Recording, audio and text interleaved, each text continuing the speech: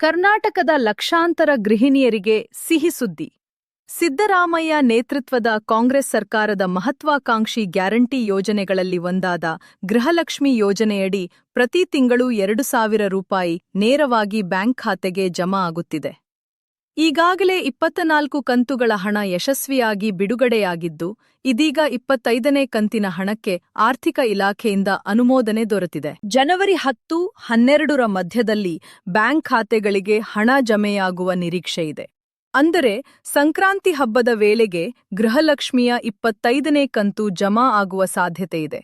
ಸರ್ಕಾರದ ನಿಯಮಾನುಸಾರ ಪ್ರತಿ ತಿಂಗಳ ಆರಂಭದಲ್ಲಿ ಅಥವಾ ಮಧ್ಯಭಾಗದಲ್ಲಿ ಹಂತ-ಹಂತವಾಗಿ ಹಣ ಬಿಡುಗಡೆಯಾಗುತ್ತದೆ. ಎಲ್ಲರಿಗೂ ಒಂದೇ ದಿನ ಜಮಾ ಆಗದೆ ಜಿಲ್ಲೆಗಳು, ಬ್ಯಾಂಕ್ಗಳು ಮತ್ತು ತಾಂತ್ರಿಕ ಪ್ರಕ್ರಿಯೆಗಳ ಆಧಾರದ ಮೇಲೆ 2 ರಿಂದ 7 ದಿನಗಳ ವ್ಯತ್ಯಾಸ ಆಗಬಹುದು. ಹೀಗಾಗಿ ಹಬ್ಬದ ವೇಳೆಗೆ ಗೃಹಿಣಿಯರಿಗೆ ಸಿಹಿ ಸುದ್ದಿಯಾಗಿ ಪರಿಣಮಿಸಲಿದೆ. ನಿಮ್ಮ ಅಭಿಪ್ರಾಯವನ್ನು ಕಾಮೆಂಟ್ಸ್ನಲ್ಲಿ ತಿಳಿಸಿ. ತಪ್ಪದೆ ಲೈಕ್ ಮಾಡಿ ಮತ್ತು ಶೇರ್ ಮಾಡಿ.